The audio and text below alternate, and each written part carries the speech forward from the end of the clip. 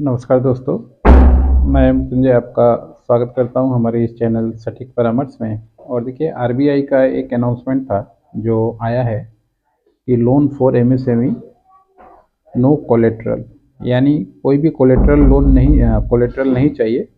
खासकर 20 लाख का लोन जो है अगर कोई लेना चाहता है। अब ये जो अमाउंट है थोड़ा सा इसमें ट्रिक है और बहुत सारी चीज़ें हैं जो आपको जानना ज़रूरी है। पहले जो ये सिस्टम था जिसको एमएसएमई लोन बोलते थे, अभी भी एमएसएमई लोन ही है, तो ये 20 लाख तक का जो काम होता था उसमें किसी भी मतलब 10 लाख का लोन दिया जाता था। और उसमें भी मान लीजिए बोला जाता था कोलेट्रल वगैरह, या बैंक का जो सेफ्टी कंसर्न है कि बैंक सोचता है कि अगर मान लीजिए किसी को लोन दे तो ऐसे पार्टी को दें जो रिटर्न हो। और इसमें होता क्या है, हर एक बैंक का अपना टारगेट होता है, क्लाइंट बेस होता है, और फिर हर एक ब्रांच का टारगेट होता है कि ये लोन जो है काम करे। और उसके ऊपर से अभी क्या है, बैंकों के जो मैनेजर हैं उनके पास भी लाइबिलिटी होता है कि अगर आप किसी को लोन दे रहे हैं तो किसी बायस में ना आके लोन दे रहे हैं, यानी आपका जो पर्सनल कोई चीज़ वहाँ पे नहीं होना चाहिए। तो ये सारा चीज़ चलता है और उनको भी लाइबिलिटी किया जाता है कि आप लोन रिकवरी भी आपका रहेगा, यानी जो ब्रांच का मैनेजर जो लोन दिया है उसको वो क्लीन सेटलमेंट करके ही जाना पड़ता है। या मान लीजिए कहीं भी वो रह रहा है तो उसके बारे में उसको पूछा जा सकता है कि आपने क्यों दिया नहीं दिया। इसीलिए बैंक के जो मैनेजर हैं या एम्प्लॉई है, बहुत ही भले ही गवर्नमेंट कितना ही अनाउंसमेंट करे कि आपको कोलेट्रल फ्री 10 लाख की जगह 20 लाख बढ़ा दिया, मगर बैंक में आपको इंक्वायरी करेगा ही करेगा। बैंक में आपको कागजात चाहिए ही होगा, चाहिए होगा। बैंक में क्या है कि जब भी आप इस तरह का कोलेट्रल लोन वगैरह का एप्लीकेशन करें तो पहले देख लें कि आपका एरिया का जोनल बैंक कौन सा है या कहाँ पे ये एप्लीकेशन हो रहा है, जो 10 लाख या 20 लाख का लोन का एप्लीकेशन हो रहा है। और पहले बैंक मैनेजर से बात कर लें, क्योंकि बहुत सारा चीज़ वो मांगेगा आपसे। आपका बिजनेस कर रहे हैं तो आपका बिजनेस का प्रूफ भी मांगेगा, यानी आपका कंपनी का रजिस्ट्रेशन, आपका पैन कार्ड, आपका जीएसटी नंबर, आप एससी एसटी कास्ट से हैं कि नहीं, आपने पहले कोई लोन लिया हुआ है कि नहीं हुआ है, आप 10-12 पास हैं कि नहीं है, फिजिकल डिसेबिलिटी है कि नहीं है। ये 7 चीज़ जो है बहुत मैटर करता है और ये चीज़ रहेगा।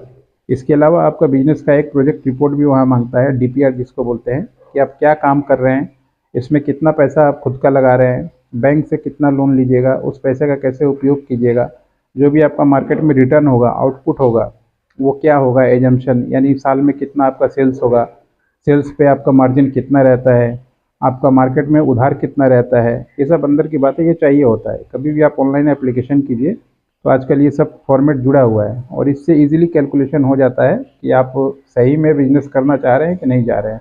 क्योंकि अगर आपको आइडिया ही नहीं कि मार्केट में कितना उधार जाएगा और कितना आपको मिलना है और आपका कितना मान लीजिए पर आरओआई जनरेट होगा, तो फिर आप कैसे लेंगे। सिर्फ एप्लीकेशन करने से होगा नहीं, वो रिजेक्ट कर देगा। इसके अलावा इसमें क्या है, एक क्लॉज जोड़ दिया है बैंक ने, खासकर आरबीआई ने, कि अगर बैंक चाहे तो इसके बदले में कोलेट्रल मांग सकता है।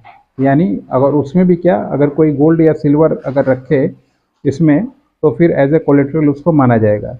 यानी इनडायरेक्ट आपको 10 लाख का जो चीज़ है उसको 20 लाख ऊपर की तरफ ले गया, मगर उसमें 10 लाख में कोलेट्रल नहीं था, इसमें एक पूंछ आपको लगा के छोड़ दिया कि आप जहाँ भी जाएंगे तो वो पूंछ आपके पीछे पीछे घूमेगा। और ये पूंछ का सहारा लेके जो बैंक का मैनेजर है या ऊपर का आदमी है वो आप कोलेट्रल आपसे मांगेगा। तो ये जो एडवर्टाइजमेंट चल रहा है कि 20 लाख तक जो है लोगों को बिना कोलेट्रल फ्री लोन मिलेगा, तो मेरे को नहीं लगता ये पॉसिबल है मार्केट में और ये वाजिब है।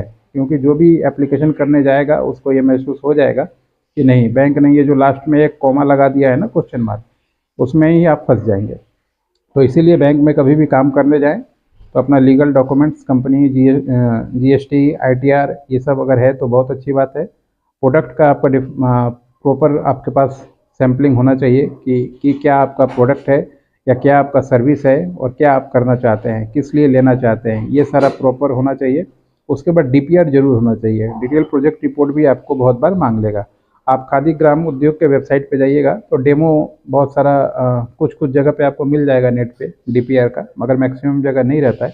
मगर उसमें सारा बात रहता नहीं है, कैलकुलेटिव चीज़ है, क्योंकि टेम्पलेट वगैरह जो है बिकता है। तो किसी को भी अगर एप्लीकेशन करना हो तो ऑनलाइन कर सकता है खुद जाके, मगर ये सब जो डॉक्यूमेंट्स बताया, सिस्टम बताया, ये जान ले फिर काम करें। अगर मान लीजिए किसी को पर्सनल ओपिनियन लेना है और बैंक छोड़ के, मान लीजिए ये सब्सिडाइज लोन छोड़ के दूसरा लेना है, कोलकाता एरिया में है, वेस्ट बंगाल एरिया में है, कहीं भी, तो उसका काम जो है हम लोग बात कर सकते हैं आगे। बहुत सारे बैंक वाले लोग हैं जो जान पहचान के हैं तो नंबर दे देंगे, रेफरेंस दे देंगे, बाकी आपका बाकी लाइसेंस वगैरह बनाना है, बिजनेस के लिए चीज़ें मेंटेन करनी है, तो उसके लिए आप जो है हम लोग के साथ कांटेक्ट कर सकते हैं।